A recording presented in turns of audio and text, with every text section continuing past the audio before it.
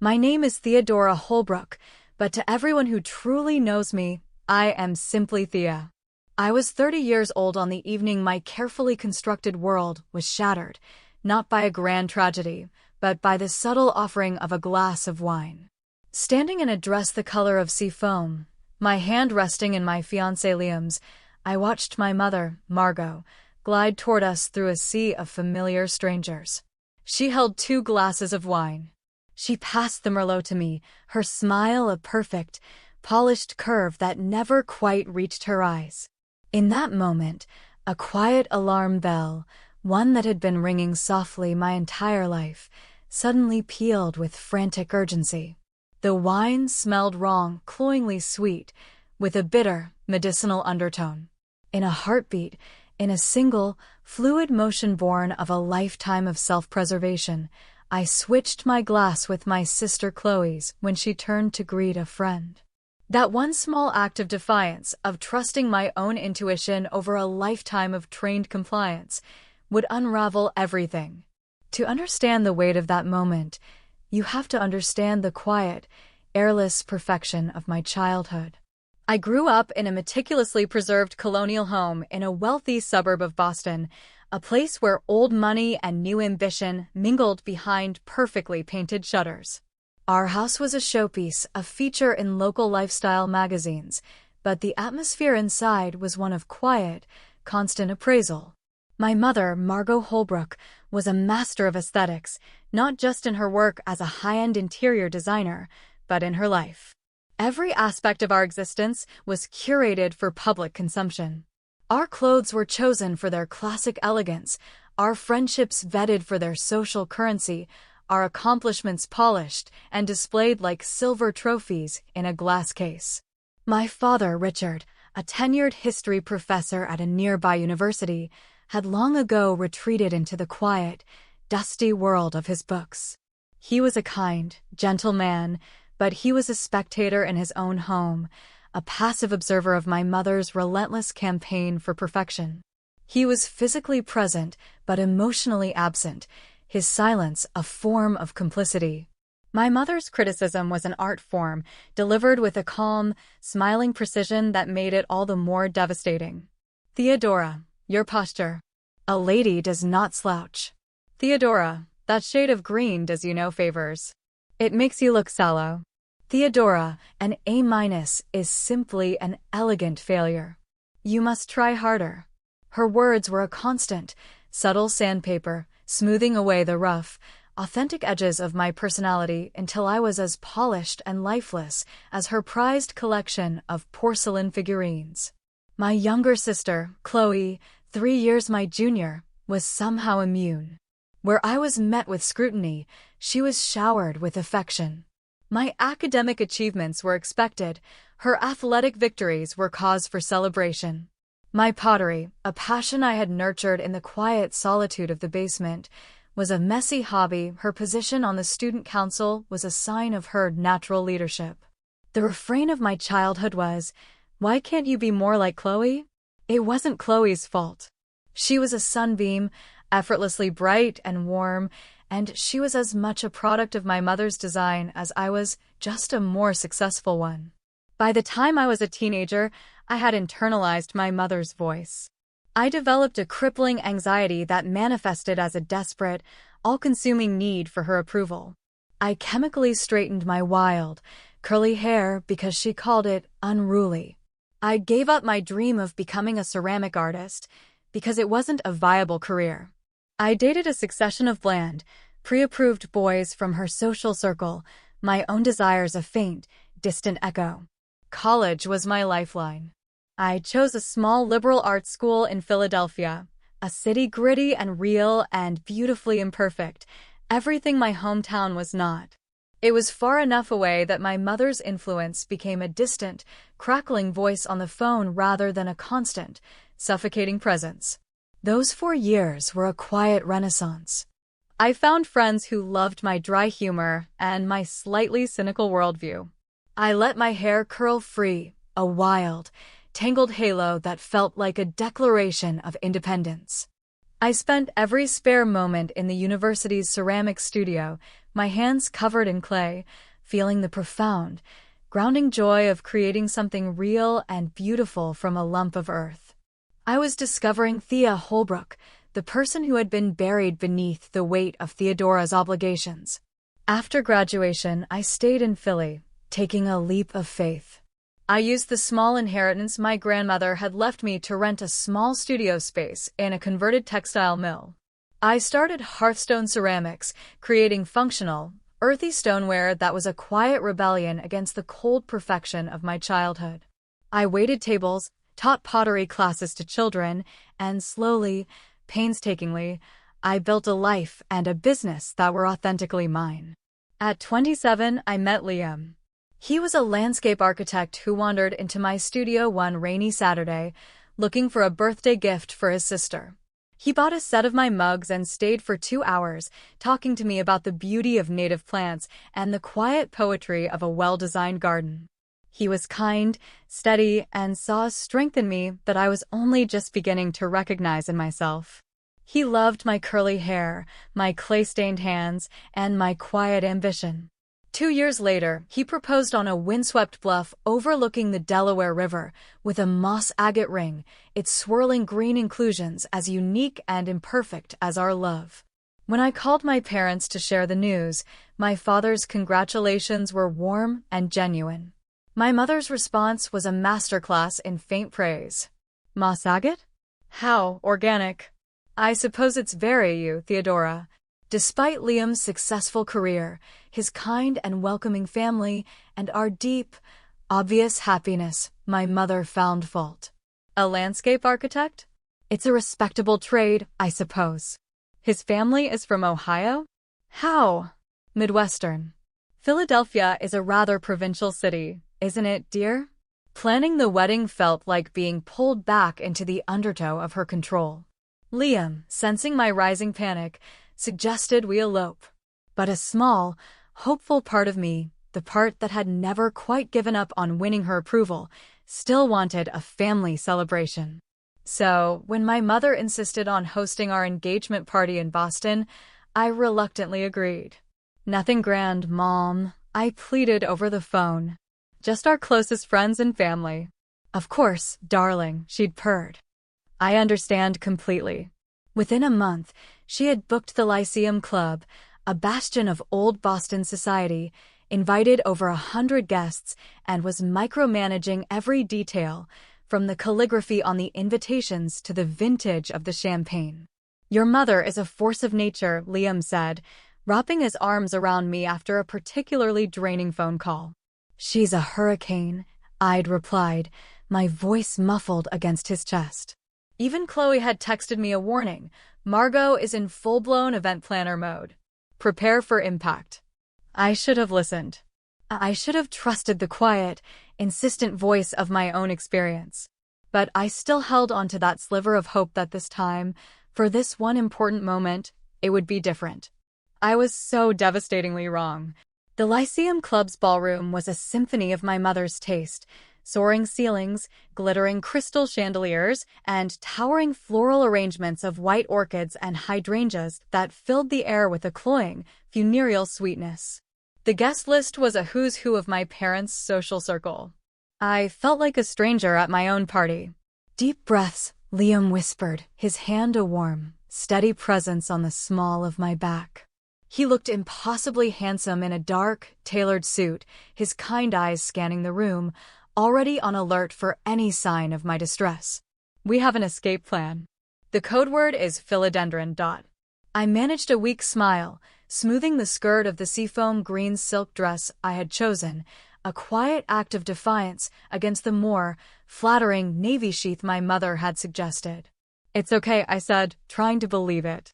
I can do this. The evening progressed in a blur of air kisses, polite smiles, and stilted conversations with people I hadn't seen in years. I felt a profound sense of dislocation, as if I were watching a play about my life rather than living it. My only anchor was Liam, and later, my sister, Chloe. She arrived looking like a modern-day Grace Kelly, her sleek blonde hair and classic pearls a testament to her status as my mother's golden child. But her hug was genuine, Her whispered, "Are you surviving?" A lifeline in the suffocating sea of polite society. An hour before the party was scheduled to end, my mother announced it was time for a toast.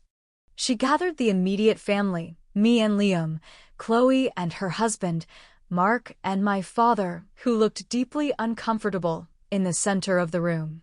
"Before your father offers the official welcome to Liam," my mother began, her voice resonating with practiced warmth, "I wanted to have a special, private toast, just for us." A waiter appeared with a silver tray. On it were 5 glasses, 4 flutes of pale, bubbling champagne, and 1 glass of deep, dark Merlot. "Theodora has always had a delicate constitution," my mother explained to the small circle, "a complete fabrication. Champagne gives her a dreadful migraine. So I've chosen a special vintage of her favorite red." She handed the glass of Merlot to me. Her smile was a perfect crimson curve, but her eyes were watchful, intense. I took the glass, my fingers closing around the cool, smooth surface. The air suddenly felt thick, heavy. A primal, instinctual alarm went off in my brain. I lifted the glass, pretending to admire the color, and brought it discreetly to my nose. The familiar aroma of black cherry and oak was there, but underneath it was something else. A sharp, chemical bitterness. A scent that did not belong. "A toast," my mother said, her voice bright, her eyes fixed on me. "To new beginnings." Everyone raised their glasses. In the split second that followed, as Chloe turned to say something to Mark, I moved. It was a seamless, almost unconscious motion. My hand, holding the Merlot, brushed past hers, holding the champagne. Our glasses swapped. It was done in an instant. "To new beginnings," we all echoed. Chloe, laughing at something Mark had said, didn't even notice. She took a generous sip of the red wine. I drank the champagne, the crisp, clean bubbles a stark contrast to the poison I was certain I had just avoided. And I felt my mother's gaze on me, a look of sharp, predatory anticipation. For the next 20 minutes, nothing happened. The party began to wind down. I circulated, said my goodbyes, the nagging unease a cold knot in my stomach. I kept catching my mother looking at me, her brow furrowed in a slight, puzzled frown, as if she were a scientist whose experiment had failed to produce the expected result. We were saying goodbye to Liam's parents when I heard Mark's voice, sharp with alarm. "Chloe? Honey, are you all right?" I turned to see my sister swaying on her feet, her face pale, her hand pressed to her temple. "I feel strange," she slurred, her words thick. "Dizzy." "She's barely had anything to drink," Mark said, his arm tightening around her. My mother rushed to her side, her face a mask of concern. "Allison, darling, what is it?" Before Chloe could answer, she doubled over, a low moan escaping her lips. "I'm going to be sick." Mark and I have carried her towards the restrooms, Liam close behind. We made it just as she collapsed, violently ill. I held her hair back, my mind a maelstrom of horror and a cold, terrifying certainty. "This isn't right," Mark said, his voice shaking as he pulled out his phone to call 911. "This is more than just bad wine." By the time the paramedics arrived, Chloe was barely conscious. The opulent ballroom was now a scene of quiet, controlled chaos. As they loaded my sister onto a stretcher, one of the paramedics asked about what she had consumed. "1 glass of champagne," Mark answered, "and then 1 glass of red wine." I felt Liam's hand on my arm. His eyes met mine, and in their depths, I saw the reflection of my own terrible suspicion. "It was my wine," I said, my voice barely a whisper, the words tasting like ash in my mouth. I switched our glasses. It was meant for me. The hospital waiting room was a sterile, silent stage for our family's implosion. My father paced, his face gray with a mixture of fear and a dawning, terrible understanding. My mother sat, perfectly still, a marble statue of maternal grief, a performance so convincing it might have fooled me had I not been the intended victim. The doctor's words were a clinical confirmation of what I already knew. Chloe had been drugged. A potent combination of a benzodiazepine and a beta blocker, a cocktail designed to cause disorientation, nausea, and, in a high enough dose, cardiac distress. Did she take any medication? Does she have any known heart conditions? The doctor asked. No, Mark answered, his voice hollow. Nothing. Then we have to consider this an intentional act, the doctor said gravely. We are legally obligated to notify the police. The detectives were professional, their questions gentle but probing. When it was my turn, I told them everything, my voice a low, steady monotone. The lie about the migraines. The strange, medicinal smell. The instinctive, life-altering switch. Why would you do that, Miss Holbrook? The older detective asked. Why would you suspect your own mother? I looked at my father, who was staring at his hands, and at my mother, who was watching me with an expression of pure, unadulterated fury. Because my entire life, I said, my voice finally breaking, has taught me to be suspicious of her gifts. The discovery of the diary in my mother's purse was the final, damning piece of evidence. The detectives showed me a photocopied page. Her handwriting, usually a graceful, elegant script, was tight, angry.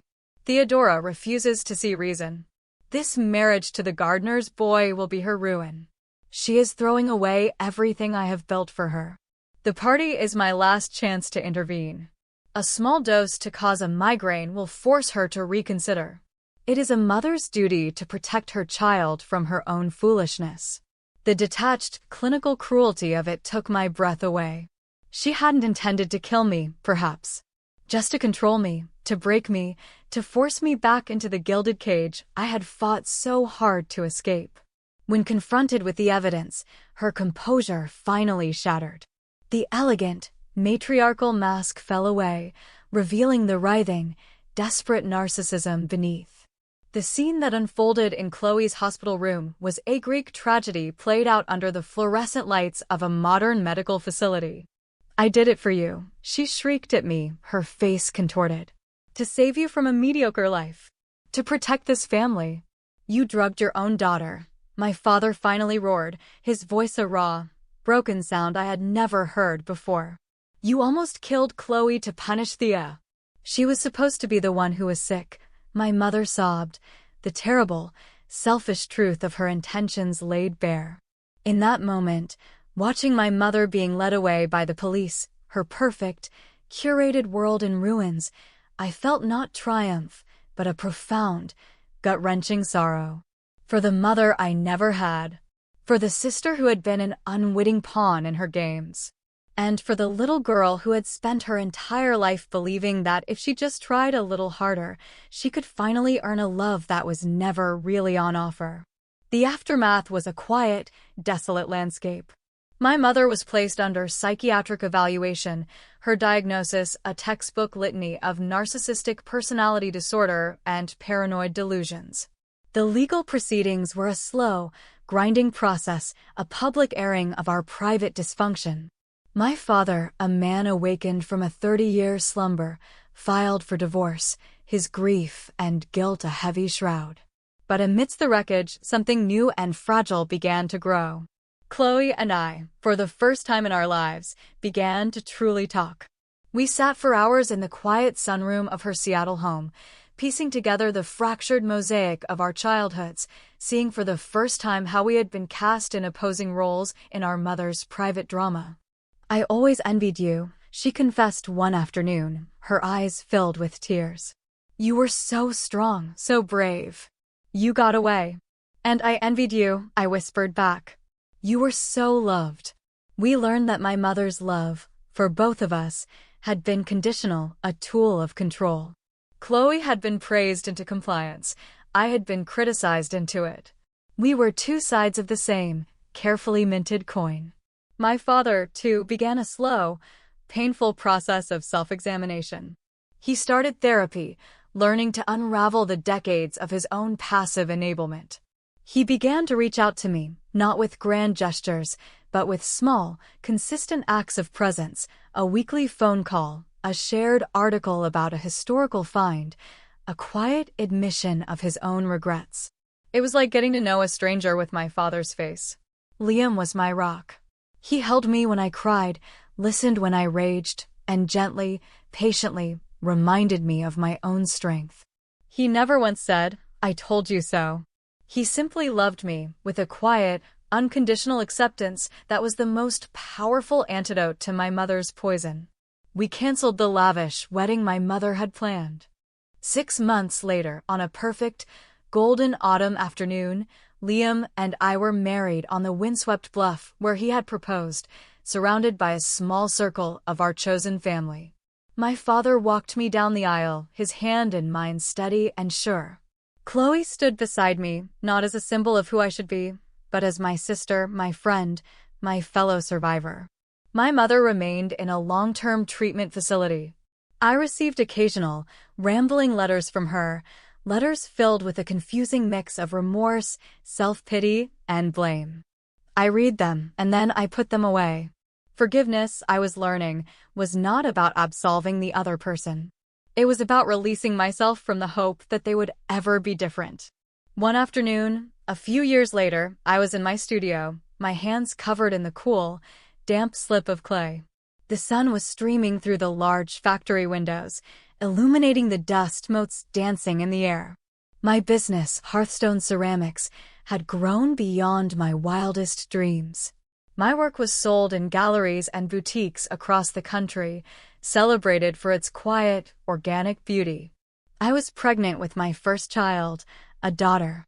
I was shaping a bowl on the wheel, my hands moving with a familiar, practiced grace, when Chloe walked in, her own young son toddling beside her. She came to my studio often, our children playing amongst the bags of clay while we worked, our sisterhood a comfortable, easy silence. She watched me for a moment, a soft smile on her face. "You look happy, Thea," she said. I looked around my sun-drenched studio, at the shelves filled with the beautiful, imperfect things I had created, at my sister, whose love I no longer had to question, at my own hands, strong and capable, and at the gentle swell of my belly. A promise of a new generation, a new story. I said, and the truth of it resonated deep in my bones. The journey had been a trial by fire, a painful, necessary burning away of a lifetime of illusions.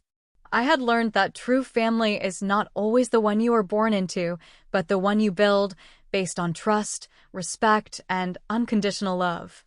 I had learned that the most important boundaries are the ones you set to protect your own heart, and I had learned that the most profound act of courage is to trust the quiet, insistent voice of your own intuition, the voice that knows, even in the darkest moments, what is real, what is true, and what is worth fighting for. The past would always be a part of my story, its scars a testament to the battles I had fought and won. But it no longer defined me. I was the artist of my own life now, and the future was a clean, beautiful, empty canvas, waiting to be filled.